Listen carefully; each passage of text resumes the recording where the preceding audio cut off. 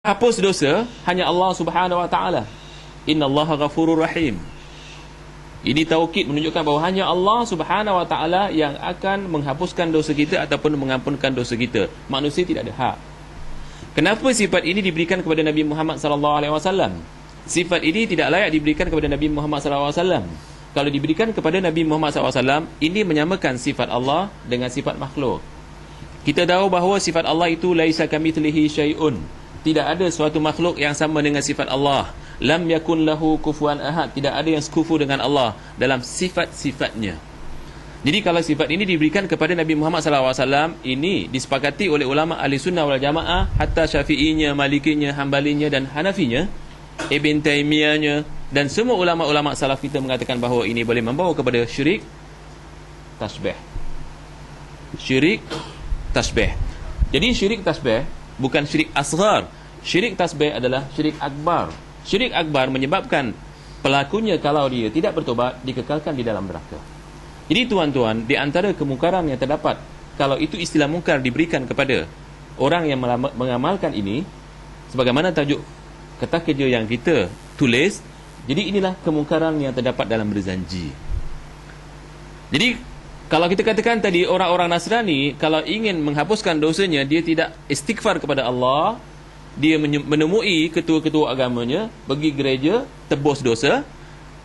Ini tidak terdapat dalam ajaran Islam. Sesiapa yang mengatakan ada dalam Islam, ini tasyabuh dengan agama Yahudi atau Nasrani. Tasyabuh dengan agama Nasrani ada larangannya. Man tasyabbaha biqaumin fahuwa minhum. Siapa menyerupai satu kaum, jadilah gurung tersebut. Jadi kalau kita meyakini dalam agama kita ada tasyabuh dengan Yahudi atau Nasrani, ditakuti akidah kita rosak seperti mana rosaknya akidah orang Nasrani ataupun orang Yahudi. Jadi ini yang perlu kita beritahu kepada sahabat-sahabat kita yang mengamalkan berzanji. Ya? Kemudian tuan-tuan, banyak ayat-ayat Quran yang menunjukkan bahawa hanya Allah Subhanahu wa taala yang berhak mengampunkan dosa kita. Dan memanglah kita dituntut oleh Al-Quran supaya sentiasa beristighfar kepada Allah Subhanahu wa taala. Cuba lihat di antara ayat-ayat yang menunjukkan bahawa Allah Subhanahu wa taala, hanya Allah Subhanahu wa taala yang berhak mengampunkan dosa. Sebagaimana firman Allah Subhanahu wa taala dalam surah Al-Mu'min, Ghafiriz zamb wa qabilit taub, syadidul iqab, zid tawli la ilaha illahu, la ilaha illa huwa ilaihil masir. Hanya dialah, yakni Allah, yang mengampuni dosa dan menerima taubat. Hanya Allah yang mengampuni dosa dan menerima taubat, lagi keras hukumannya. Yang mempunyai kurnia, tiada Tuhan yang berhak diibadahi selain dia, hanya kepadanya lah kami kembali, yakni semua makhluk hanya kepada Allah Subhanahu wa taala kembali, tidak boleh kepada selainnya.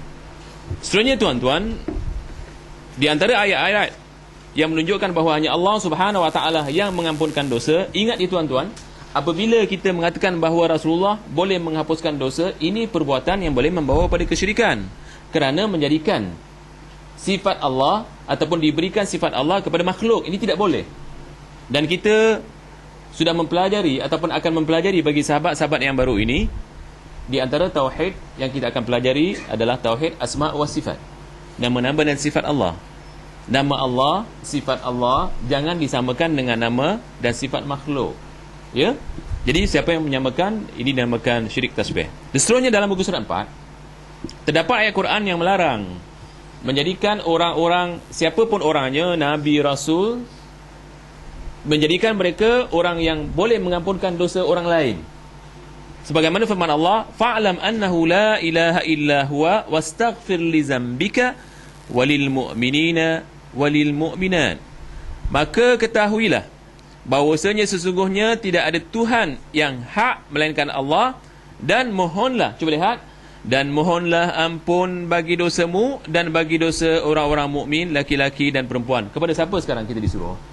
Bermohon kepada Allah Subhanahu wa taala, bukan kepada Nabi Muhammad, bukan kepada makhluk. Inilah ayat yang mengharamkan perbuatan yang terdapat dalam berjanji ini. Assalamu alayka ya mahiyaz zunub. Ya, salam atasmu wahai yang penghapus dosa. Jadi kalimat ini haram. Kalau kita laungkan setiap malam Jumaat ataupun di hari-hari Maulid, kerja apa ini? Ini kerja yang bertentangan dengan akidah. Jadi tuan-tuan, mungkin ada orang yang bertanya daripada mana Ustaz menterjemahkan kalimah ini. Terjemahnya di antaranya boleh lihat dalam kitab yang dikatakan Maulid An-Nabi sallallahu alaihi wasallam lil Barzanji Nadibai. Dan saya pernah janjikan kepada tuan-tuan akan bawa terjemahan ini, tetapi minta maaf kerana saya lupa. Jadi minggu depan insya-Allah tuan-tuan boleh miliki, dan kertas kerja ini tuan-tuan semak sendiri. Dan insya-Allah CD yang akan kita keluarkan, kita akan tonjolkan dan kita akan paparkan apa yang kita katakan dalam skrin TV melalui VCD yang akan kita terbitkan.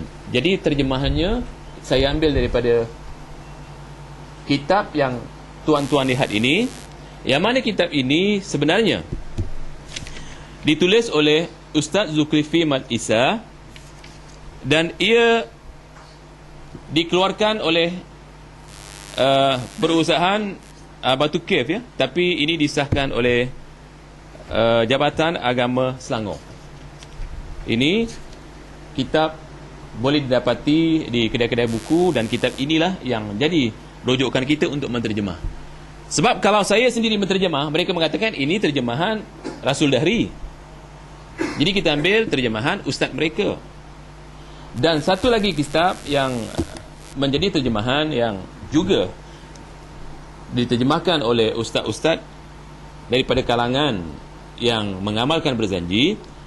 Nama kitabnya Berzanji Lengkap, dan penulisnya Muhammad Safwan Amrullah. Jadi dua kitab inilah yang jadi rujukan untuk kita menterjemah.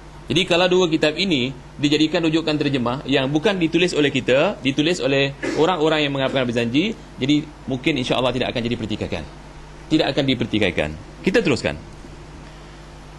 Kemudian tuan-tuan, di sini terdapat satu ucapan, ya, daripada ulama, wa abu'u bidzambi faghfirli fa innahu la yaghfiru dzunuba illa anta. Ini hadis Rasulullah SAW sendiri kalau minta pengampunan kepada Allah Subhanahu wa taala. Bagaimana kita minta pengampunan kepada Nabi Muhammad SAW? Lihat di muka surat 4. Tuan-tuan lihat di muka surat 4, ataupun saya baca teksnya. Nabi Muhammad sallallahu alaihi wasallam yang menjadi contoh setiap muslim, baginda mengajarkan setiap yang beriman agar meminta keampunan segala dosa mereka kepada Allah, yakni kepada Allah Ta'ala, sebagaimana doa baginda. Saya ulang lagi sekali tuan-tuan, cuba lihat sama-sama. Nabi Muhammad sallallahu alaihi wasallam yang menjadi